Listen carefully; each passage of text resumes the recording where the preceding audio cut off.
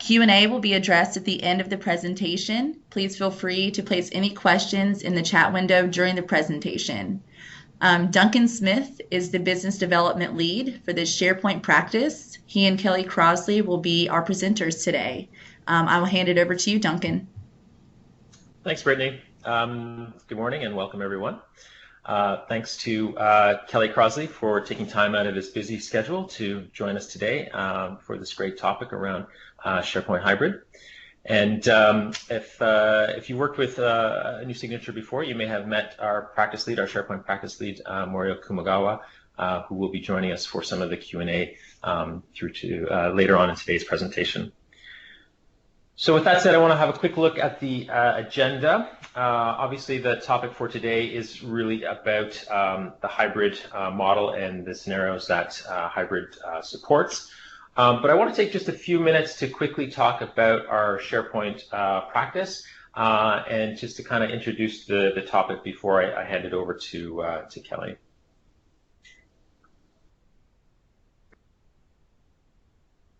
Next slide. Here we go. Okay, so having a quick look at our SharePoint service offerings, we've been building and delivering SharePoint solutions for almost 15 years now at NewSignature. And the approach that we take is really aligned to our engagement model. We plan, we build, and where appropriate, we can also help with the operation, ongoing sustainment of the solutions that we deliver. We also like to take a very business-centric and user-centric approach to everything that we do in the SharePoint practice. And so we really layer on strategy and change management at every step of the way. And this really just ensures that the solutions that we deliver are well tailored to your business and operational needs. Further to the point, though, we have a set of guiding principles that we look to champion through the SharePoint practice as well. Next slide. Here we go. Okay, and so what you see here really is our three-step approach to delivering value on the SharePoint platform. And I'm sure, as most of you who have worked with SharePoint before are well aware, SharePoint's very much a one-size-fits-all type of tool set, which is great because it has a ton of functionality, lots of capabilities that can be aligned to a whole bunch of different business scenarios. But again, to really get value out of the platform, we want to make sure that what we're building, what we're designing, solves real-world problems. In other words, we want to spend the time up front to get to know your organization and to really understand, not just from the stakeholders' perspective, but also from the end user's perspective, what is it that they really need the SharePoint solution to do for them. So again, this leads or this builds on our put people first approach to how we ensure success.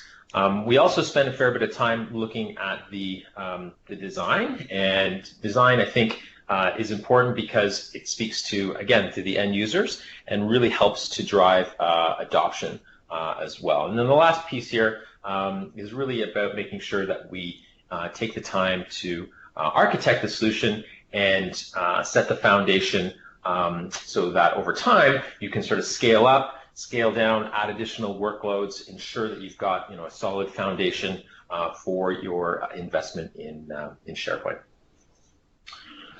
So now I'd like to just quickly chat a little bit about hybrid and why hybrid scenarios really are important for people who have made this investment in the SharePoint platform. And SharePoint's a very big business for Microsoft, about $2 billion last I saw the numbers. But yet, the investment in SharePoint Online perhaps hasn't been as quick as Microsoft has expected. There's been a lot of push from Redmond around the value of the cloud, and I think a lot of organizations are really starting to embrace that fully. It's no longer a question of when; it's really a question of how we get to SharePoint Online and Office 365. Now that said, there are many reasons, for keeping SharePoint on premise. For lots of organizations, we see that they have either heavy customizations that they've invested in, or perhaps they have some regulatory or compliance reasons. There are other scenarios where control over the data and the functionality of SharePoint have really given some organizations some challenges around how they really map out their roadmap moving forward. But we've also seen a lot of customers really eager to take advantage of the new experiences that Microsoft is delivering on Office 365. And so I think the point here is that Microsoft, I think, is really responding to the market demand. Lots of people love SharePoint, want to be in the cloud, but don't necessarily feel like they want to give up the investment or the control that they have over their current environment. And so the idea here is that the hybrid cloud is really designed to sort of empower both business IT and IT to give them that flexibility and that consistency across data centers, whether it be in the cloud, whether it be in a private hosted scenario, or whether it be on-prem. And so the way I like to think of it is Office 365 isn't really a replacement to SharePoint Online. It's really more of an evolution and sort of a way to augment your investment in the platform. And I think what's really unique here about the sort of the value proposition that Microsoft has is that very few vendors can sort of give this this flexibility or this options around how you, the customer, want to look at delivering these services across your organization and ensuring that it aligns to your real needs and your environments. So with that said, I'm going to hand it over. Or sorry, with that said, I want to do a quick poll, and then I'll hand it back over to Kelly to talk us through the hybrid models.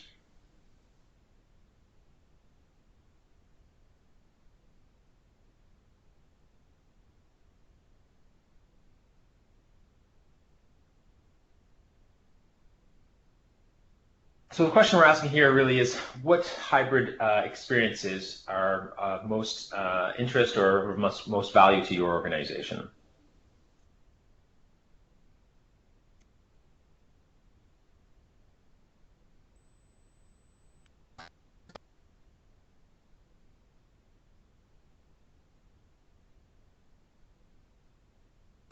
Okay, we'll give folks another minute to chime in here.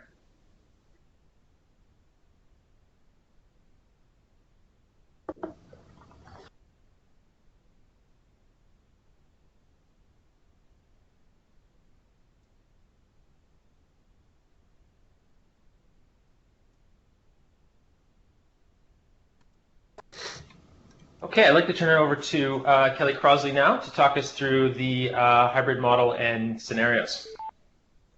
Over to you, Kelly. Good morning, everyone. Thank you, Duncan. One moment while I bring up the slide deck. There we go. And I'll wait for this to resolve on everybody's system for a second. But the big question and why everybody here today is revolving around this. What is the hybrid model? So what I would like to do here, excuse me, one moment while I go, is speak basically about the hybrid model. I think everybody has a good idea if they're attending this seminar and has an understanding with regards to what is it. It's effectively combining their on-premises 2013 or 16 environment with Office 365.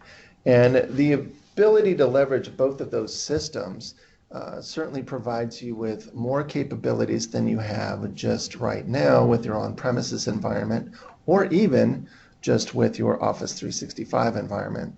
But moreover, what we're really thinking is that everybody is going to wind up who's interested in a hybrid environment already have a SharePoint 2013 or 16 on-premises environment that's in place.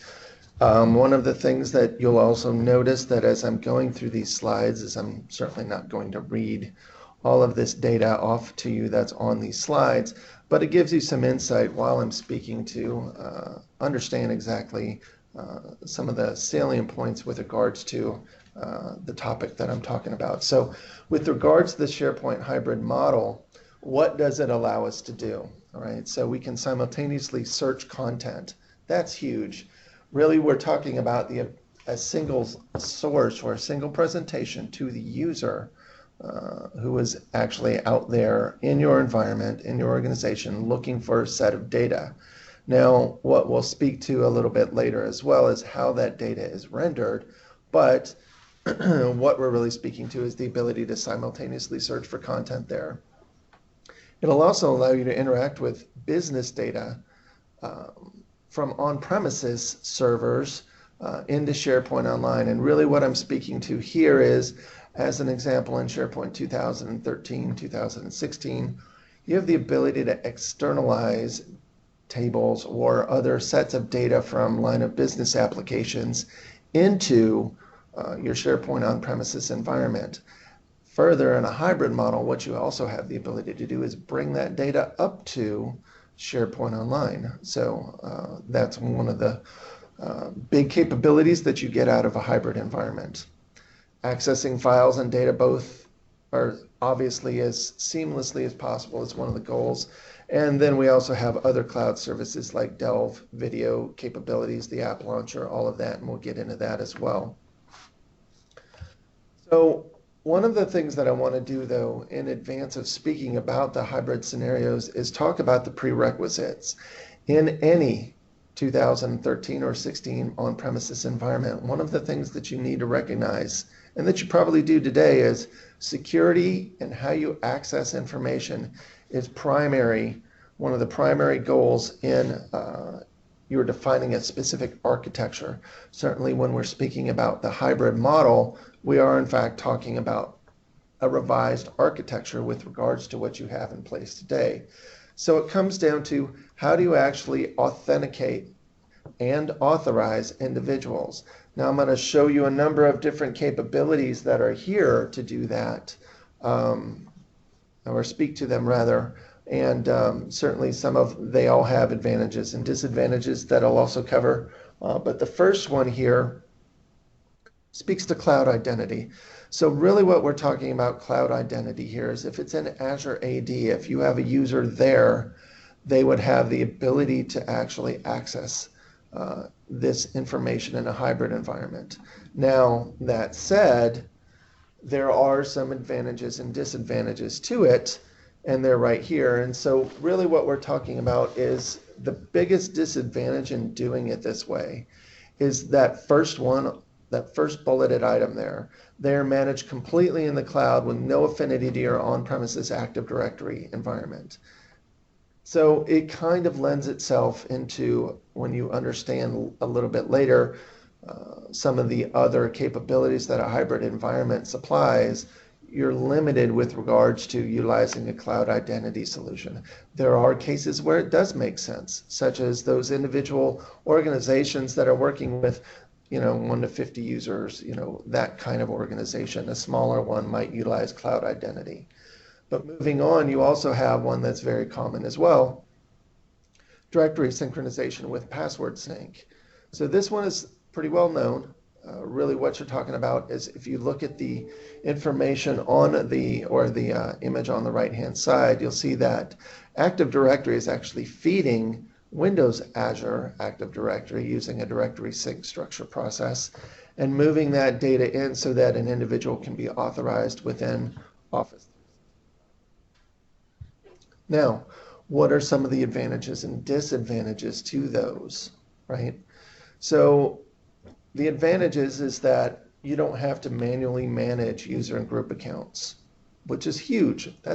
For an organization of size, it's quite significant to do that kind of activity, especially if you have to do it in 2 places. You don't really want to do it in 2 places. You would rather have, in this example, have your system admins who manage your Active Directory environment on premises manage just that one environment, not have to do the same kind of activities inside of Office 365. Now, what this also does is provide some disadvantages. The second one, while if you look in the list, really what we're talking about here is you have the ability in Office 365 to set a user to say, never expire, right? So you've all seen that or may have seen that with regards to your Active Directory on premises. If that user is actually set to not or to never expire their password in Office 365, password sync is effectively disabled for that one user so that there will be two methods upon which an individual user could sign in. They would have two separate passwords. So that's a possibility, but that's also a configuration item that you would set up. You have to specifically state an individual user would be set to never expire, but that's a rare case. So another capability, and this is the one that we're going to speak to in a little more detail, the one that actually we recommend, is Authentication and Authorization as it relates to Active Directory Federation. What it really talks about here is it allows external organization across your Active Directory domains to use identity within the process. So it has, obviously, as you can see here, a lot more advantages than it does disadvantages. The primary disadvantage is that it's additional infrastructure, but it provides you with a more complete single sign-on experience than you're going to see in any other method. You also have improved security over directory sync, and it's also required for more of your complex hybrid scenarios. So I'm going to move on to some of the hybrid capabilities, and to begin with, I'm going to go into speak to hybrid search. I know a lot of people are interested in hybrid search. Really, just so that everybody understands hybrid search, what we are talking about here is it's effectively the rendering of the SharePoint on-premises search results with the SharePoint Online search results wherever you are. You will see both sets of data. Now, obviously, one of the things that I would like to speak to here is that security is also concerned. Realize that I started out the conversation with regards to prerequisites as it relates to a lot of these items was related to security. But we're talking here about you need to always be sure that the data that's returned in any one result set is going to be security trimmed, just like it is in your on-premises environment today. You're going to see that same capability, security trimmed data, coming back from any kind of result set that you're utilizing within SharePoint Online as it's pulling data back from your on-premises locations, or when you're actually performing a search in your on-premises location, pulling its data that your security allowed for from Office 365 SharePoint Online there as well. So the ability to do hybrid search, there's a number of topologies that can be set up. Where is the data coming from, so to speak, when I actually do this? There's a couple of methods that are used more than others, and we're going to speak to this one. This one speaks to outbound search topology. So what we're seeing here, and the key here is that SharePoint Server 2013-16, if you'll notice here, consumes the content and resources from Office 365. Okay, so you're bringing down that data in this location. Okay, so that's one of the key drivers here. And in this case, it's most effectively used for OneDrive to business, OneDrive for Business redirection. And we'll speak about that in a little bit as well. But that's one method. Another one is an inbound search topology, where Office 365 SharePoint Online consumes the content from SharePoint Server. What we are talking about here is where those results actually lie. Where's that index lie? And I'm going to go ahead and move on to another one. Hold on one second, I hit the wrong slide. There we go. You also have a bidirectional search topology where search results are stored in either location. Now, one of the things that's important to note, these are all, for individual topologies with regards to the search results. They're all well and good, but the key here is to realize that inbound topology required a reverse proxy device, as does this bidirectional search topology. With all of these topologies out there, one of the other topologies that we can speak to are the cloud hybrid search topology. This is the one that we're actually, excuse me, this is the one that you're going to wind up seeing utilized more than any of the others. The key here is that it's actually utilizing the cloud search service application as part of 2016 as it's set up, as search is set up there. So cloud search topology is, the cloud hybrid search topology is the primary method in which you're going to go with. You also have the federated search here that really, when you're looking at the federated search, you're looking a lot here. If you look at it, it is in fact the bidirectional search. This cloud hybrid search provides, the cloud hybrid search provides unified crawled content. So that's what you're going to gain out of the cloud hybrid search topology mod. So moving on from search, some of the other capabilities is the hybrid team sites. So let me speak about hybrid team sites a little bit. Really what we're talking about here is the ability to follow sites, and where do you see this? So when you're actually working with your hybrid team sites, when you follow a site, it's going to be added to your followed sites list. It's going to, whether you look at it inside of SharePoint on premises or SharePoint in Office 365, it's going to look identical. The difference in how you can actually tell where you're actually going to is going to be listed out in the URL. So think about it like this. If I'm looking at the sites that I'm following in Office 365, I have a little tile that says this is a site, and underneath it is the site description. Underneath the site description is the URL. The URL is really the only way you're going to be able to notice the difference. In the hybrid model, a site is a site wherever it happens to live. Really, one of the key things that you're going to want to focus on is, again, the security model and how it relates to team sites. So an individual's ability to follow a site is obviously going to be related to whether they have access to it or not. There are certain federated organizations, as an example, that may not have specific access to certain team sites, and as such, they won't be able to follow them and have those individual sites show up. So one of the key things, again, with the hybrid methodology, especially with team sites, is that it follows the same structure that the security model for search does. If you don't have access to it, you won't be able to follow it.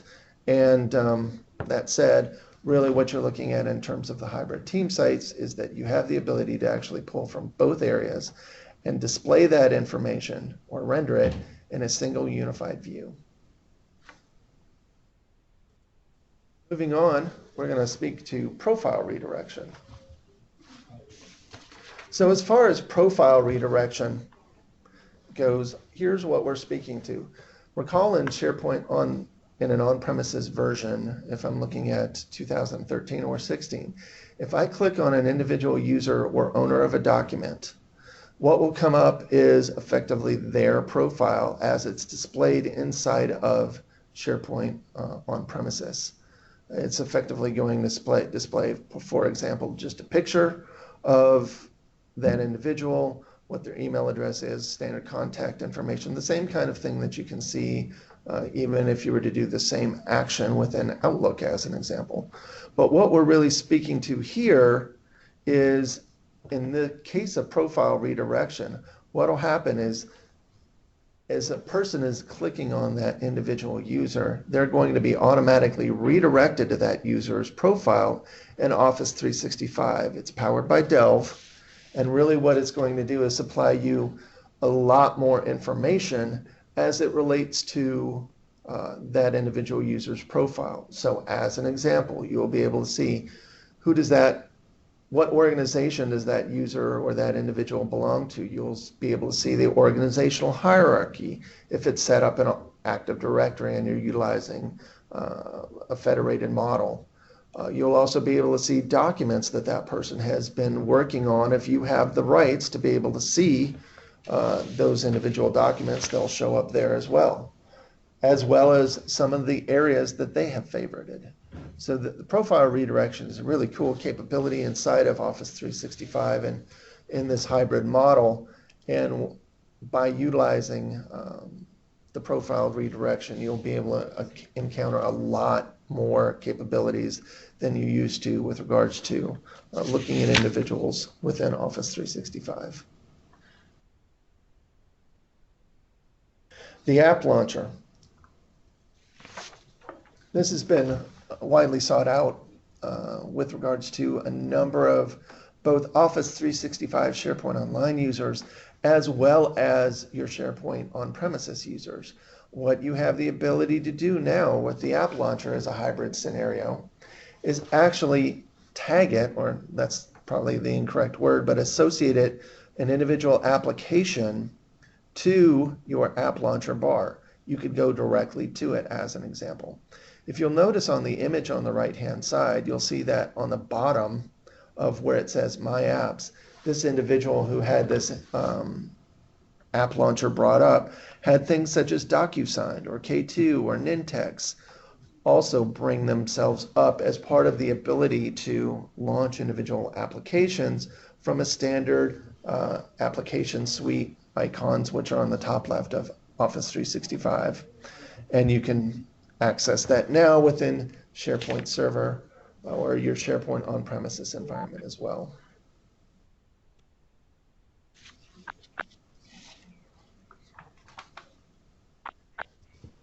I'm going to go ahead and move on to Office 365 Video. Office 365 Video is one of those capabilities you might ask yourself, how does this tie into the hybrid model? And I can speak in detail about this and give you some background on the Office 365 Video. The Office 365 Video was born from IIS Smooth Streaming Services. I'm not sure if anybody has ever heard of that in the past, but that's where Office 365 Video started its incarnation. Additionally, it then grew into media services within Azure, and that in turn is sent to Office 365 or rendered in Office 365 through Office 365 Video. You have the ability to set up a number of individual channels. You can store a huge number of videos out there, particularly interested or interesting to training organizations. If you're actually recording meetings or presentations, you can integrate all of that into SharePoint on-premises servers. And how you would actually do that is within any one page, when you go edit that page, you have the ability to embed video. And when you do that embed video, you can actually access this Office 365 videos that you may have out there. When you access an Office 365 video, you're provided a link so that you could use that for embed purposes. And it'll actually provide all of that content to you, and you embed it, and then it will just render in that page from then on. So OneDrive for business redirection. And I'm actually going to speak to this in a little bit more detail, but in SharePoint on-premises servers, a lot of individuals would store their data either in specific team site document libraries that they may have, in fact, restricted to just accessing for themselves. They may have stored their data in their local file shares on their local laptops or servers, as an example. What you get with OneDrive for Business is the ability to actually store that data inside of Office 365. Really what it comes down to here, as far as the redirection goes, all of their data will actually be stored up there, and they can access it as they wish. Now, they have the ability to access it through sharing, or they can actually share their files out to individuals specifically through the ability to share files. Instead of emailing documents over and over again, you now just share files. And in this case, they could actually drop it into a folder called Shared with Everyone, and it will share it with everyone in the organization. Now, I'm going to speak briefly about One point inside of SharePoint Online, I'm sorry, is in terms of OneDrive in and of itself with SharePoint Online, and it's when to use these kind of things.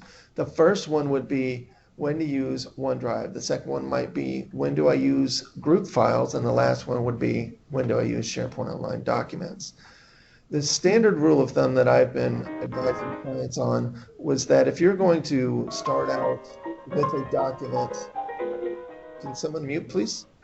If I'm working on an individual document, I might utilize OneDrive for Business. Kristen, will you mute that person? That person is muted. Sorry, folks.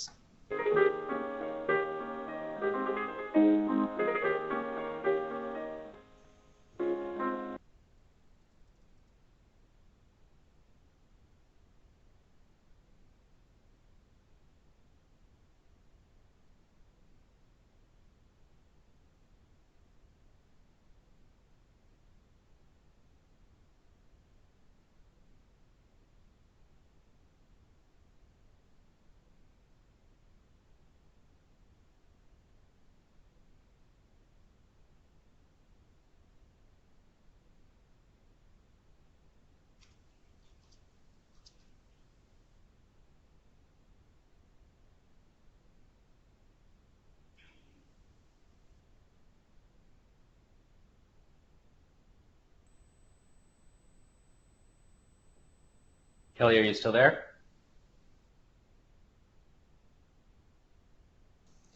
Sorry about that. For some reason, I was muted. Yes, can you all hear me, Duncan? Yes, we're good now. Thanks. Thank you. So what I was speaking to with regards to OneDrive for Business is that if I actually have a case where I'm working on a document with 2 to 3 people, I might use OneDrive for Business as the modality in which to use that. I might share a document from OneDrive to 2 to 3 people. If I need to extend that group to say 8 to 10 people, 8 to 15 people, so that everybody can review what we've done so far, I might utilize Outlook groups and specifically the files area to share that kind of information. It's granted to a wider audience that's not necessarily surrounding a specific document library inside of SharePoint Online's restrictions, right, due to security. And once I've actually gone through the process with this group of, say, 18 to 15 people, we might come to a realization that, yes, this is actually good for the rest of the organization, and put that inside of Office 365 SharePoint Online, a specific document library related to a site. So that's how I would actually suggest, as far as a best practice and when you utilize OneDrive versus groups versus a SharePoint document library, that's what we have found is the best practice to be able to do that kind of thing. If you utilize the shared with everyone folder, one thing that's important to note inside of OneDrive is you are literally sharing it with everyone in Active Directory. And they're actually going to, when they access OneDrive, they're going to see it show up in the shared with me area inside of theirs. So it's kind of a blanket shared with everyone. If your organization has 5,000, 10,000 people, you might be wary of someone going out and sharing documents with everyone. So a note there. Now, on this slide, we're speaking about business coexistence for OneDrive, and we're talking here moreover to a migration process. How do you actually migrate to move data not only from your SharePoint on-premises environment into OneDrive, but what's the process for it? NewSignature can also help you with these kind of migration activities, but what's important to note is that we will generally move through a assessment and planning process to identify exactly what does in fact need to move, only by the fact that what you're going to find is moreover, or more often than not, a coexistence strategy is going to be what you're going to wind up using. For your larger organizations, you might wind up doing a pilot, as an example. You might pilot your IT organization first, and then move sections of your organizations throughout the company into Office 365 for OneDrive as well as even move over specific document libraries or sites from your on-premises systems into Office 365, distributing that load so that what you have in your on-premises environment are those more secured or secure necessary items that reside there. So that's why you need to consider OneDrive for Business in a coexistence scenario. You're going to wind up utilizing this across any type of migration. So I'll go ahead and move on. So one thing that's important to note going on about the coexistence process, and you'll notice the bulleted area there, is that a wholesale migration approach, some people call it a big bang, it's going to create a need for a content migration project to include that coexistence strategy. It's the best practice that we have found, and I think the best way to put it is this. It is going to remove the amount of risk that you're going to encounter during any kind of migration process. Think about it like this. Anytime you're working in a project in IT, risk management is a huge concern. You want to make sure that you're doing it right, you're doing it the first time, and for anything that does in fact show difficulty, you're actually able to resolve it in fact prior to migrating other areas within the business. So what we're speaking to here is a wholesale migration approach, create that process where you're performing pilot groups. I'm going to move on to Office Graph and Delve here. One thing that's important to note is Office Graph and Delve, while Delve is driven from Office Graph, they're in fact two different separate entities. Office Graph is an intelligent framework or intelligent fabric. Really what we're talking about here is an API. So a lot of your on-premises 2013, 2016 scenarios may in fact have custom applications that were built into them. So as an example, you may have cases where your custom solutions inside of SharePoint 2013 or 16 accessed your Exchange servers in order to be able to provide details to, say, SharePoint calendars above and beyond what they would normally do in an Exchange environment. But let's say, for example, you further wanted to remove your Exchange server and just go Exchange in Office 365. How would you do that? You would need to actually be able to, in order to maintain continuity of your applications, maintain access rather data that lives inside of Office 365 Exchange. Office Graph is how you would do that. That is just one example. There are many different examples. I could, in fact, if you'll notice a lot of the individual areas that are on the image to the right, it can talk to a number of different capabilities.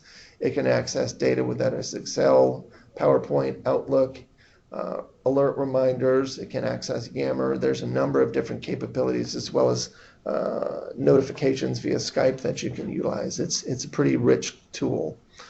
Whereas Delve, which is driven, its data is actually driven from Office Graph.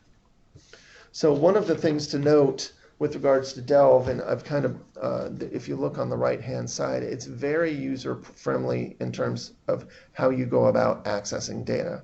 You will see all of the data when you've done searches most recently, the kind of things you might be interested in.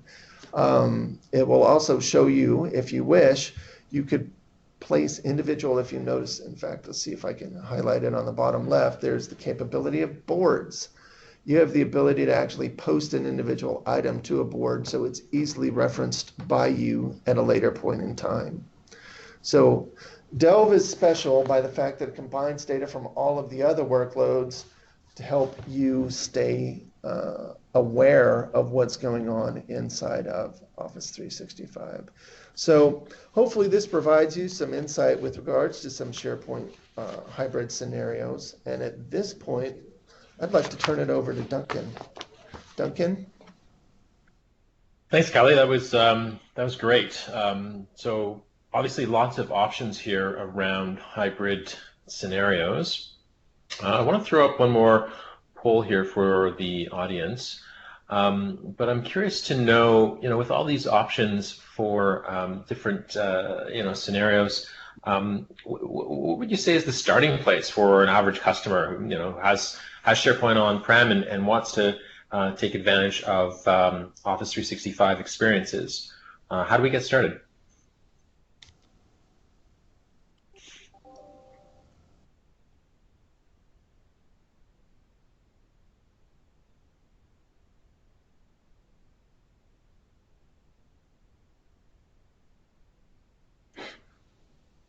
Sorry, Kelly, are you still there? Yes, I am. I'm sorry. I thought that was an open question.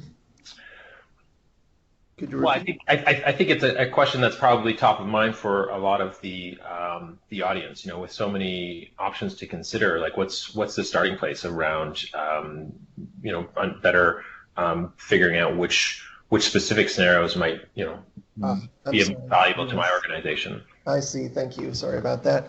So yeah, in order to be able to most effectively get started on implementing a hybrid scenario, really what you're going to want to do is implement an assessment and planning process.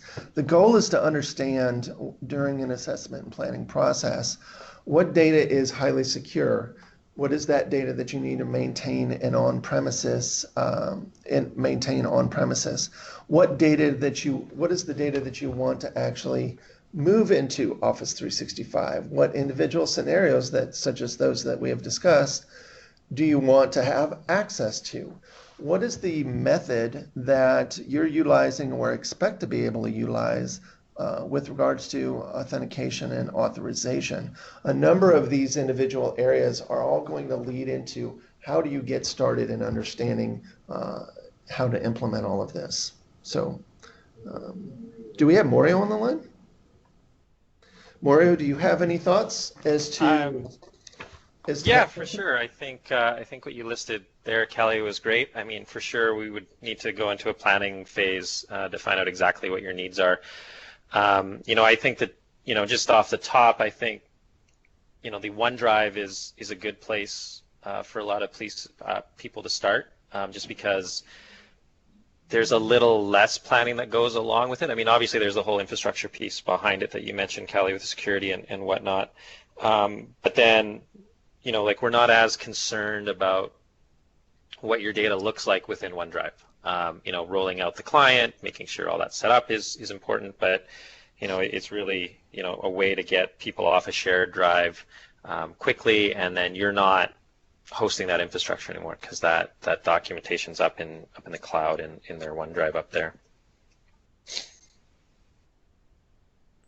So typically that's what we've seen with some clients is OneDrive seems to be sort of that first step in the hybrid, and then after that you're going to want to a lot of people want to go to search because now you've got documents in two places and I want to see them all in one view. And it also as you mentioned, it drives Delve, right? If we set up the hybrid search and get all those results in the same index, Office Graph is able to take advantage of all of that. And then, the Delve experience is now looking at both your on-prem and in the cloud content. Right. Thanks, Mario. So the other question I was thinking about while you were talking there, Kelly, is around potentially the differences between SharePoint 2013 and 2016. 2016 has just been released. Is there any benefit or any reason why I should look to 2016 for some of these hybrid scenarios, or can I do most of this with 2013? Can you speak to that a little bit? Sure. So and here's how I would frame that the answer to that question. The differences with regards to the hybrid scenario capability in 2013, starting with Service Pack 1 and 2016, are going to be minimal. While you do have the same, within 2016, you have the latest and greatest. I think everybody on the call that is SharePoint familiar knows that upgrading significantly to a 2016 environment, or even from 2013, or even what they went through from 2010 to 2013. That's a project in and of itself. But I think what the important piece to take away from here is that we'd like to certainly assist you in getting started with your hybrid scenarios, and you can do that in your 2013 environment today.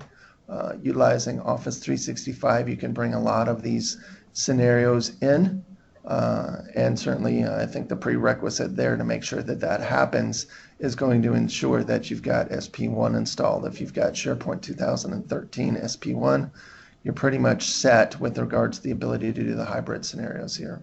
Mario, do you have any thoughts on that? Yeah, I totally agree. I mean, you can get started if you have SharePoint 2013, you can start today. The cloud hybrid search came, I think, in one of the post SP1's cumulative updates, but it's easy to find on Google, or we can certainly help out with that.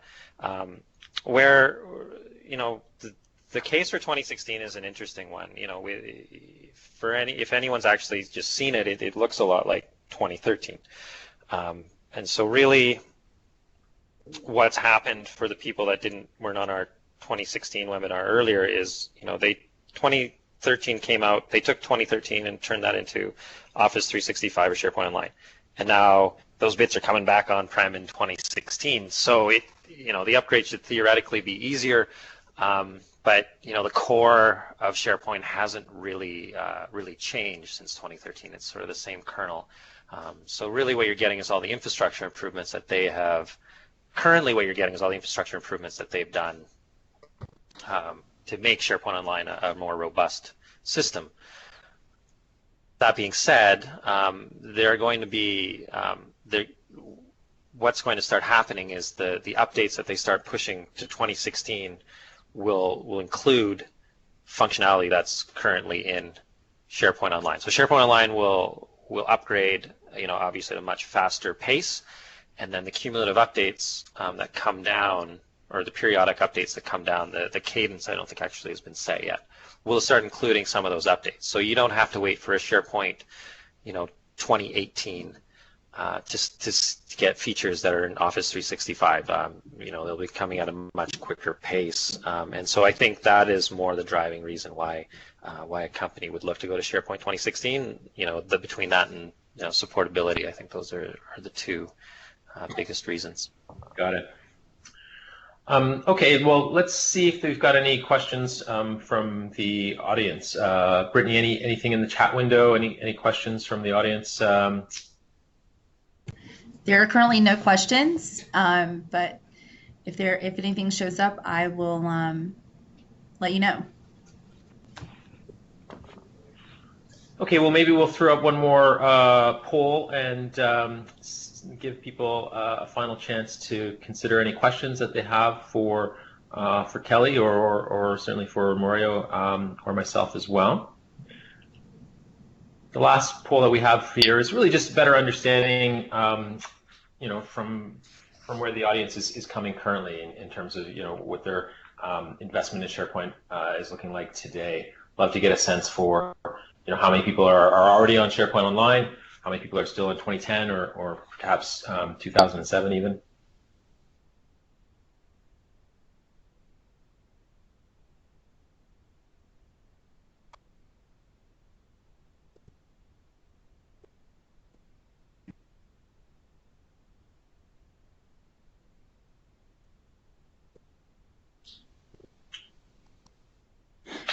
Okay. Well, it doesn't appear as though we have any questions from the audience. While we still have a few minutes left, maybe I'll just chat a little bit more about NewSignature for those of you who haven't had a chance to work with us, and sort of the value proposition that we bring to the table. So I think one of the real differentiators that we like to talk about with our prospects, and certainly we hear this a lot from our customers as well, is really about the experience. Certainly we are very passionate about technology, and I think that certainly comes through in everything that we do, but we're certainly almost equally, if not more, passionate about people. And when we talk about delivering great experiences, it certainly starts with the customer, but it also permeates through everything that we do within our organization. treating people with respect, with our partners, with our vendors, and really making sure that we go above and beyond to deliver very personal and meaningful experience in everything that we do. Beyond that, our focus really here is about business transformation. It's about how to leverage your investment in Microsoft and the technology landscape that you currently have to better align with the outcomes and the requirements that you have to really deliver more impactful solutions to your employees. So ensuring that it's not just about upgrading SharePoint, it's also considering, well, if you're going to move to the new version, or if you're going to consider some of these hybrid scenarios, how does that align with your organizational goals? How are you as an IT organization providing value to the rest of your company? And then we spoke already a little bit about the engagement model, the plan, build, and operate. But I think it's also important to know that we have 3 pillars of service offerings that we bring to the table. So on the next slide, you'll see here we have our professional services, and we've been talking today a lot about the SharePoint practice that really lives within the design and development group. But often before we get to the point where we are looking to roll out SharePoint or help customers with their business applications, we also have a very deep infrastructure practice as well. So whether it be around identity or communications from an exchange or link perspective, or whether it be you're looking to modernize your data center, we certainly have a lot of platform and productivity expertise as well. Aside from professional services, we offer a full suite of managed services, and this is really a growing and exciting part of our business because as IT organizations look to deliver more value to their organization, they're increasingly looking to partners to help with the with the keeping of the lights on, so to speak, or the patching and the monitoring of the different technologies, whether it be on-prem or whether it be hosted in Azure or whether it be in Office 365. We have a series of managed services that we can bring to the table as well. And then last but not least is our cloud applications, which is really about taking all of those great solutions that we build for our customers and packaging them in a way that is easier to purchase and aligns to the SaaS model. So the point here is this is very much a per user, per month subscription model where we've already solved these problems in specific industries or for specific workloads.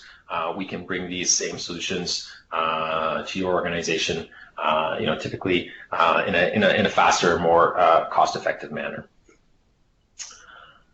All right, well, I think that pretty much wraps it up then for today. So I want to say, a big thanks again to Kelly for taking the time out to deliver our webinar, and certainly to Brittany as well and Morio for their support.